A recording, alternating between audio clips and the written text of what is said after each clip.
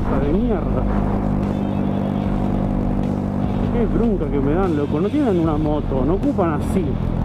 Es un auto, ocupa un carril entero. Mirá, la moto esta lo hace, está mal, pero me afecta 5 veces menos.